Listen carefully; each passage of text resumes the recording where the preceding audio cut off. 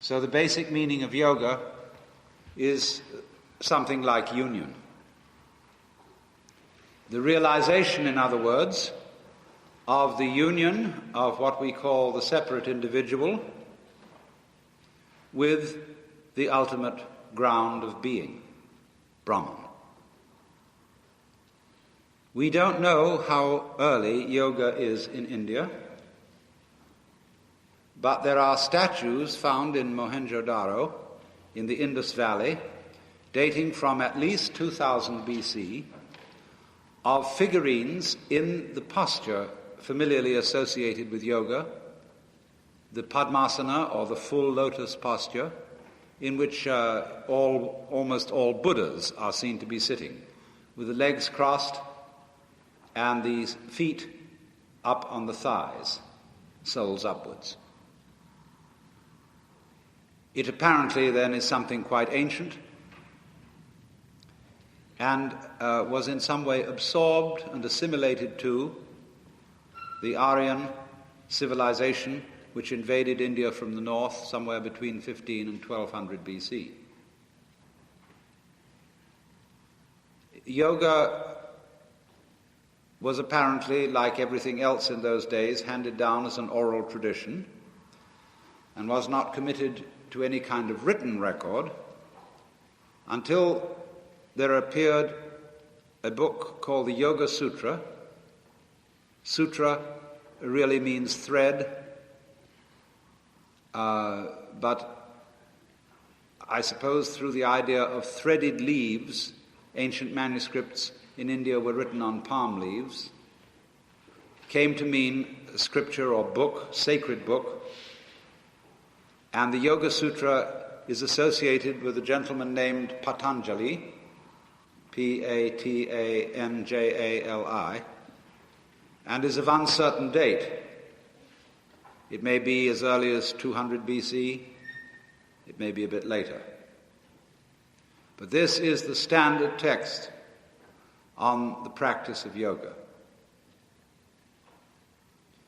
There are Chinese forms of yoga which probably originated independently at the same time out of the Taoist way of life, and they subsequently had considerable influence on India, as did the Indian ways on the Chinese.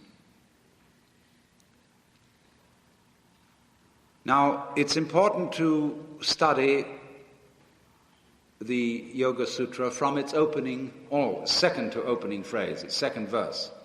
Its first verse says, "Now yoga is explained." And the commentators attach particular importance to the word now, because the assumption is that something else has gone before. In other words, you are expected to be a reasonably sensible, rational, and mature human being before you engage on this particular path. In the same way as I pointed out to you in the last session, that the Hindus have the view that a man should fulfill the duties of the householder before he engages upon the spiritual life, so in the same way there are certain preparations before you start out on yoga. And those preparations usually involve having mastered whatever the disciplines of your culture may be, the essential disciplines of your culture, so that you know how to handle them. So that if you get into the higher states of consciousness which yoga brings about, you won't run amok because not being able to distinguish between good and bad from a social point of view. The next verse says, in Sanskrit, I'll write it down because it's important to look at each word. It says, yogas chitta vritti nirodha. This means yoga is, chitta is a very difficult word to translate into English because in Sanskrit there are about 5 words for mind, for our one. Or we have mind, we have consciousness, we have awareness, thought, but they're all very vaguely defined, and we use them interchangeably. Chitta is a more precise word. And I would say awareness, probably. Vritti comes from a root which means to turn around. And so you get the idea of turbulence, vicious circling, whirlpooling, wavering, anyway, going round and round and round. So yoga is awareness, turbulence, stopping.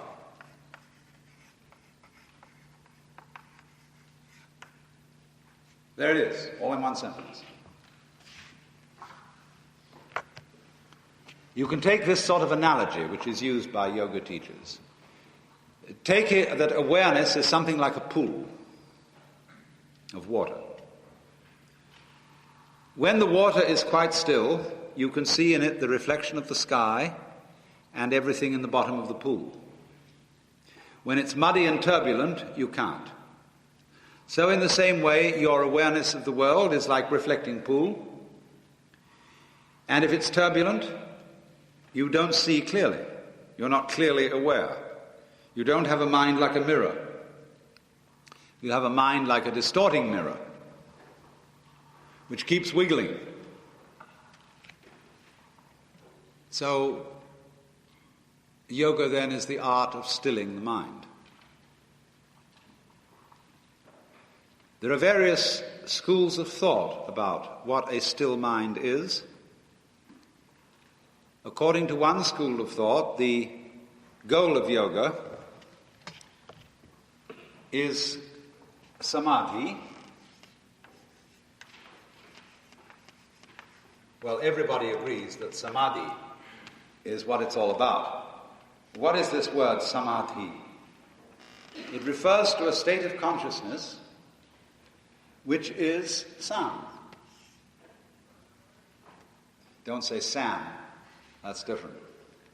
Sound, related to our word, sound. From the Latin summa, eventually Sanskrit sound. Complete, total. Also related to the word same. Looking on everything equally. Having an equal mind towards all events. Samarasa in Sanskrit. Equanimity, calmness, having, as it were, the same attitude in victory and defeat. Also same in the sense of the knower and the known are the same. There is no further division between myself on the one hand and what I am aware of on the other. It's all one. Samadhi. In yoga there are differentiated two kinds of samadhi. One is called vikalpa, and the other is called nirvikalpa.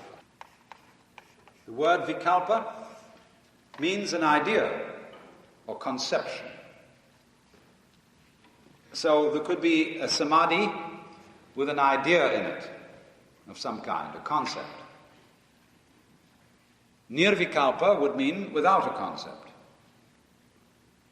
Or samadhi produced by way of a gimmick, a technique, and the ideal samadhi, look mama, no hands, no gimmick. But some schools, as I was saying, there are different opinions about what this all means, interpret nirvikalpa samadhi as being a state in which there is such a degree of absorption or of trance that there is no awareness left of the physical world. You are completely, well, if a psychiatrist looked at you, he would say you were catatonic. Sitting in that posture, immobile, absorbed, rapt. And this is held by one school of thought to be the highest attainment of the human mind. I don't agree with this point of view. I follow another school of thought, which has a different idea of nirvikalpa samadhi. And this, in my view and that of others, it is not the total cessation of sensory input, but simply the cessation of conceptions, of thoughts about what you are experiencing. And therefore that the meaning of citta vritti nirodha is not, as the other school interprets it, getting a perfectly blank mind, but it means two things in my interpretation. One, a mind that is not going in vicious circles. And two, the mind free from the hypnotic influence exercised by thoughts, ideas, words.